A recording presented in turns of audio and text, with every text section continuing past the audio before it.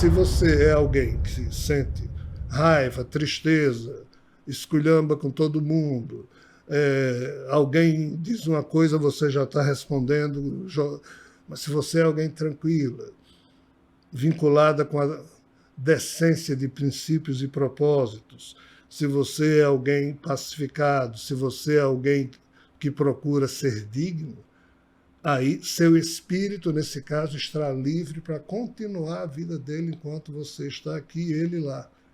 Mas se você é a primeira opção que eu falei, é alguém que explode o tempo inteiro em energia nervosa, aí você puxa a energia do seu espírito e ele vem se sobrepor a esse corpo e deixa de ser um cidadão espiritual.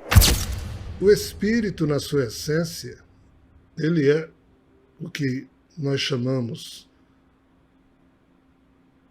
na constituição setenária de um ser humano, que é esse corpo e mais 6, ou seja, 7, setenário é esse corpo e mais 6, sendo 3 corpos chamados efetivamente de espírito imortal e 4 corpos, esse mais 3, da sujeira que tem que existir, já que o espírito, composto pelos 3 corpos imortais, estão ligados a esses 4 corpos que são transitórios. Então, o espírito da gente mesmo é esse, composto por uma tríade imortal, que tem na sua base algo que se chama corpo átmico, consciência pura. E assim, consciência pura, não lida com caos, não tem malícia, não tem protocolos mentais para lidar com nada a não ser com a perfeição. Então, se você solta algo assim no meio do caos, esse algo assim no meio do caos, ele não vai ter função. Não vai poder fazer nada. Vai só continuar a brilhar como ele sempre brilhou, mas ele não vai chicotear ninguém, nem vai pegar um imbecil e dizer: ei, você está imbecilizado, você tem que ser... Não é por aí. Essa luz, essa condição átmica, ela é inviolável, ela é o que é. É assim que os seres no paraíso vivem. É essa luz, essa pureza, essa perfeição que para nós não é compreensível. Quando uma mente deseja se ausentar do paraíso,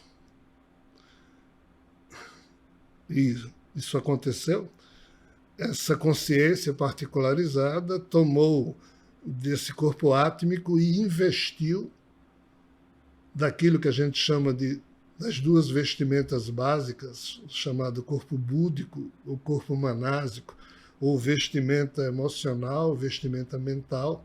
Então é o corpo átmico travestido dessas 2 vestimentas para que o eu desse ser possa interagir com coisas que não são perfeitas, com caos, o que seja. Mas não é o caos que nós conhecemos aqui, aquilo que a gente poderia dizer que esses seres, quando surgiram, eles se acostumaram a lidar. Eles lidavam apenas com o que não era perfeito. Não ser perfeito não significa ser necessariamente problemático. Então, para além do paraíso, existem as coisas não perfeitas, incompletas, mas que são maravilhosas. E o corpo búdico e manásico em torno do corpo átmico foram criados para os espíritos poderem, além do paraíso, vivenciarem essas situações. Isso aqui é o espírito. Esses 3 corpos têm um tipo de eu, sim, comparado com o nosso, meio puro, só não é 100% puro, 100% perfeito, mas é um padrão de pureza, de beleza, que também os inibe a lidar com o caos. Aí quando este espírito se vincula a um corpo animal, que nasce e morre, come cadáver, vai ter que se reproduzir sexualmente, vai ter que competir com todo mundo que está ao redor dele, ele tem que se impor, senão ele é morto, pisado, blá, blá, blá, blá, blá, blá. Esse tipo de espírito, ele nunca vai ter a malícia que um eu humano, é um epifenômeno do cérebro transitório, tem alicerçado nos 4 corpos que guardam os arquivos do chamado quaternário inferior que compõe a constituição setenária de um ser humano. O espírito imortal, 3 corpos, constituição do quaternário inferior, 4 corpos, esse e mais 3, 7.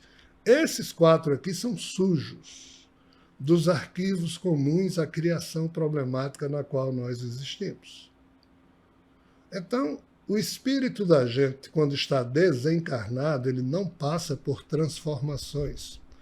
Um espírito que evoluiu, foi criado simples e ignorante, ele não é ninguém, ele não tem sensação de identidade.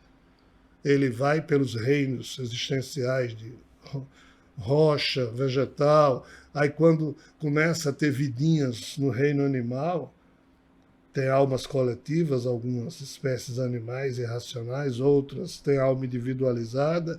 Em algum momento, o centro da sua consciência começa a encarnar na condição humana, só aqui ele vai ter uma auto-identificação, ele vai pensar que é um alguém. Antes disso, ele era um completo babacoide, no sentido de não ter nem identidade.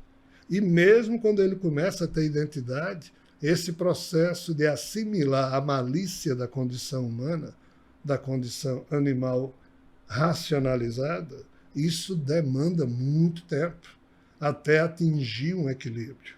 Quando o espírito atinge um equilíbrio, quando ele se torna senhor da animalidade, quando a natureza do espírito dele prevalece sobre a natureza animal de um corpo transitório, nesse ponto o espírito deixa de ser um babacoide, mas continua inoperante no sentido de, por ele mesmo, ter todo o sentido crítico de toda essa história, porque ele vai cumprindo, levando à frente apenas uma obrigação que alguém o destinou àquela obrigação antes mesmo desse espírito ser individualizado ou ter se sentido um alguém.